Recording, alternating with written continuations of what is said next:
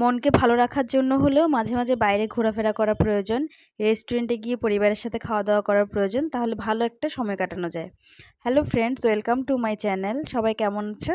আশা করি সবাই ভালো আছো, আমরাও ভালো আছি।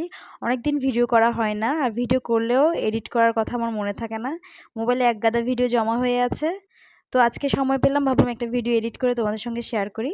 এটা ছিল কয়েকদিন আগের ভিডিও। আমরা বারবিকিউ নেশনে গেছিলাম। এটা আমার আর প্রাচুর্যের খুব ফেভারিট একটা রেস্টুরেন্ট। ডাকবাংলোতে সেকেন্ড ফ্লোরেই রেস্টুরেন্টটা হয়েছে। তো এই রেস্টুরেন্টটা অ্যাকচুয়ালি বেশি পছন্দ এই কারণেই হচ্ছে, এখানে হচ্ছে বুফে খাওয়া দাওয়া আনলিমিটেড। তো আর খাওয়ার কোয়ালিটিও খুব ভালো। তো এই জন্য এই রেস্টুরেন্টে কয়েকবারই আমাদের আসা হয়েছে। আর প্রথমেই ওরা কমপ্লিমেন্টারি প্রথমে ফুচকা দিয়ে স্টার্ট করবে, এরপরে নানা রকম খাওয়া দাওয়া। আমি ফুচকা খুব একটা পছন্দ করি না। ঘরে যদি ফুচকা বানানো হয় তখনই ফুচকা খাই, নয়তো বা বাইরে ফুচকা তেমন একটা খাই না। তো টেস্ট করার জন্য একটা মুখে পুরে দিলাম। আমার মেয়ে তাকিয়ে আছে আমার দিকে, আম্মাম কি খাচ্ছে। যাই হোক, এই রেস্টুরেন্টের সবগুলোই ভেজ ননভেজ সবগুলোই আছে।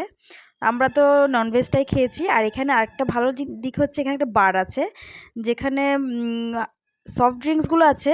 খুব একটা হার্ড ড্রিঙ্কস নেই, শুধুমাত্র বিয়ারটাই আছে। বিয়ারে তো খুব একটা অ্যালকোহল নেই, বিয়ারটাই আছে।